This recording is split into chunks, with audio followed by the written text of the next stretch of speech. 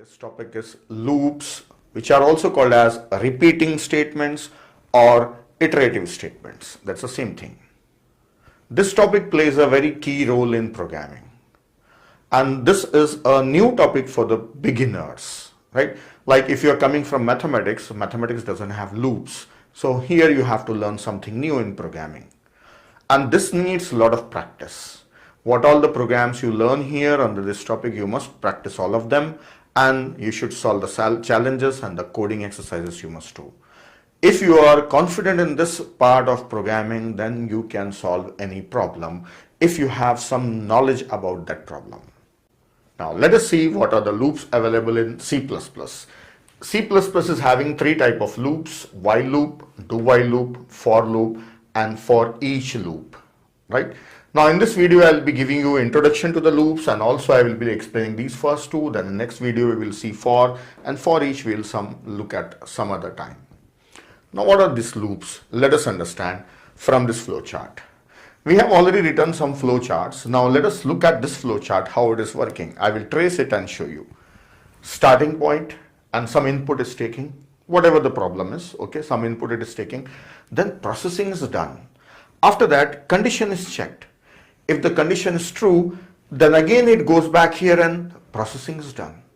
And the condition is true, again processing is done. This will be repeating. So this block, this processing part will be go on repeating as long as that condition is true. And once the condition become false, it will come out, and whatever the output it has to print and then stop. So if in any procedure, if you have to repeatedly execute some set of statements, then you can repeatedly execute them. So using loop, this is a loop. So these statements are used for repeatedly executing set of statements. This type of thing we do commonly in our daily life. Repeatedly we perform some steps. Like I'll take some simple example. Suppose you have a coffee and you have to add some sugar in that. So you'll put some sugar, a spoon of sugar, and you will stir it and check it. It's not sweet yet. Then again put some sugar and stir it and check. It's not sweet yet. Then again put it. So you will continue as long as it is not sweet. When it is sufficiently sweet, then you will stop. So put the sugar, stir it and check it. Put the sugar, stir it and check it. So this is a repeating procedure. And let us take one more example. You are walking towards your home. I have not reached home, then take a step, walk, then walk and check you have reached home. I have not reached home, then take a step. I have not reached home, take a step. So as long as you have not reached home, you will be going on taking steps. One more thing we have seen in the number system, like converting a decimal number to binary number, right? Divided by 2, divided by 2, divided by 2. How long? Until it becomes 0. So is it 0, not 0? Continue. Not 0, divide. Not 0, divide. Not 0, divide. 0, stop.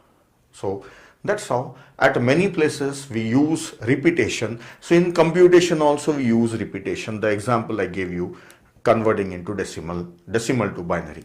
So that's how we solve those problems which have repeating steps using these loops. Now let us understand how these loops work. I will pick up while and do while. I will show their skeleton and also the flow chart. Then later we will see a problem or a program on it. Let us look at the syntax of two loops, that is while and do while. So here is the syntax. While, condition is there, and then this is the body of while loop. Flower brackets are used or braces are used. Inside that, process whatever you want to do, you can write on that inside. Then do while. Do first, then flower brackets, inside that process is there. Then while, condition is at the end, and the condition that must be closed with semicolon. It should end with semicolon, right? There is no need of semicolon here, but here semicolon is must.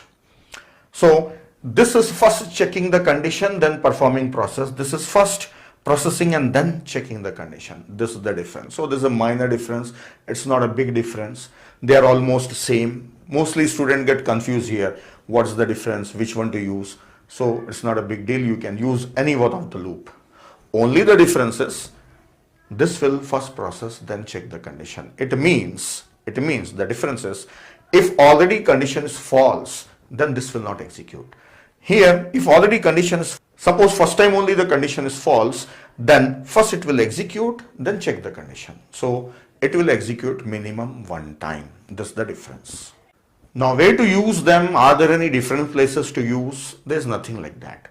Mostly programmer use this loop also, this loop also. There's not a big difference. Now, let us understand diagrammatically. Here, this is a flow chart. So it is starting and has done something in the beginning. Just leave it. Look at it from this point. First condition is check. If it is true, then process is done. Then again it goes back to this point so that again check the condition. If it is true, then process is done. Then repeat. So this is how it is repeating. If the condition is false, then it will continue normally. It will come out of this loop and continue normally. So first condition is checked, then the process is done. So this is a flow chart for while loop. Now do while loop, start, first process is done, condition is checked. And if yes, then it will again come on the process and repeat the process. So first processing is done, then condition is checked. And if the condition is false, then it will continue outside the loop. It will continue the rest of the statements. So this is the flow chart for do while loop. Now I will write down a program first using while loop. I will write a program for displaying numbers from 1 to n. N can be 10 or 20, whatever it is. So if it is suppose n is 10, we will display numbers from 1, 2, 3, 4, 5 to 10. Let us write a program for this one, displaying n numbers. Okay. First I will write a program for this using this loop. Then again I will convert that program and show you how to write down the same thing using do while loop. So let us look at a program. Let us write a program for displaying numbers from 1 to n. So for that already I have a flow chart. Let us see the working of flow chart. First of all, we should know a number. Means 10, 20, till where you want to display a number, right? From 1 to till what? So that is n, read n. Now suppose if I have to display up to 10, let us say n is 10, here n is 10. Then I have to display numbers 1, 2, 3, 4, so on. So for that I need something to count, counter, right? So for that I have I, that is I is initially 1, here I is initially 1. So I will start from 1 onwards. So 1. Then check if I is less than or equal to n. N is what? 10. So now I will not say n, I will say 10. I is less than or equal to 10. Yes. Then do what? Print I. Print I. I value is what? 1. Then I assigned with I plus 1. We have seen this in increment decrement operator. That time I have shown you. This is a common practice. This is useful for counting, that whatever the value of I is, we are adding 1 to it. So increment. So I will become 2. This is the first step. Print I was 1 initially. Then increment I to next number, that is 1. Then continue. So again check the condition. Again check the condition. 2 is less than or equal to 10. Yes. So print and increment. So the next is print now 2. I is 2. Then after that increment, this becomes 3. Then again after this continue, loop, right? This is using while loop. So next again check the condition, I is less than or equal to n. So 3 is less than or equal to 10, yes.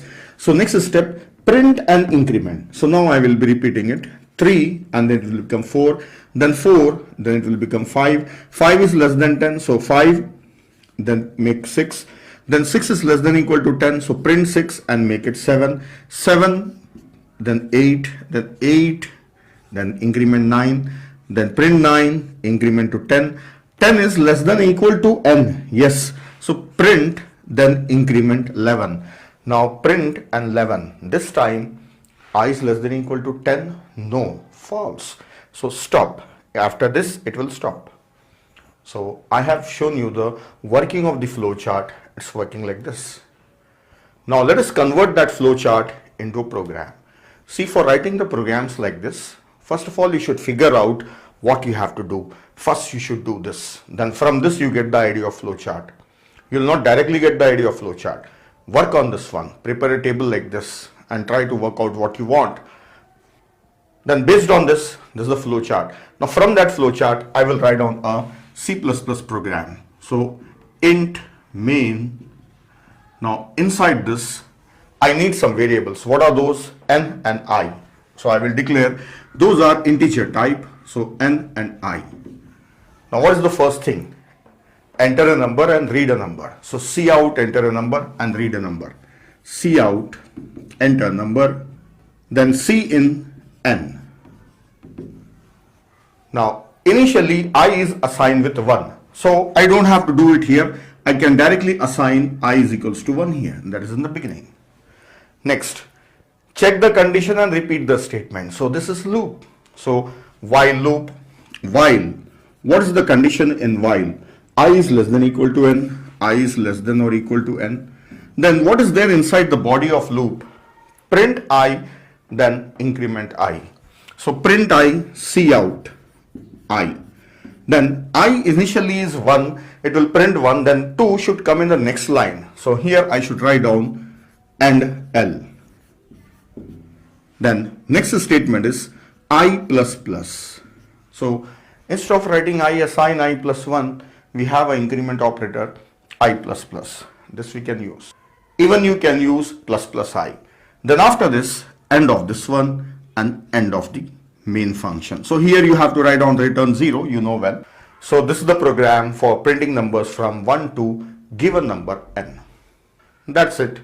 Now I will show you how to convert same thing using do while loop. Okay, so I will make changes in the flowchart and then I will show you changes in the program. Yes, I have made changes to this flowchart. Let us read the flowchart. Start, take a number, I assign 1, then first print, then increment I. Then afterwards check if I is less than or equal to n. If it is less than or equal to n, if it is true, then continue. If it is false, then stop. So you can see now that condition is checked afterwards.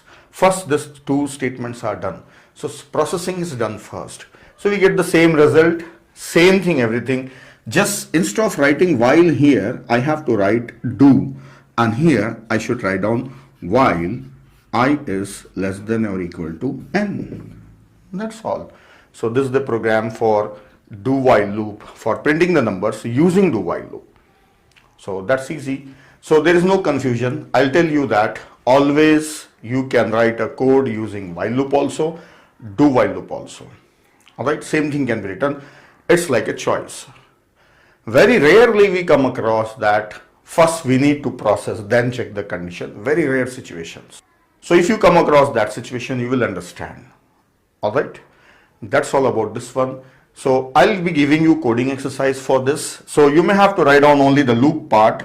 If you find the coding exercises for this, just write on the loop part, okay, for loops. And also there is a demo given for this one. So you look at the demo for while, do while, as well as including for loop. So now next video will be on for loop, and that is most commonly used loop. Let us look at for loop.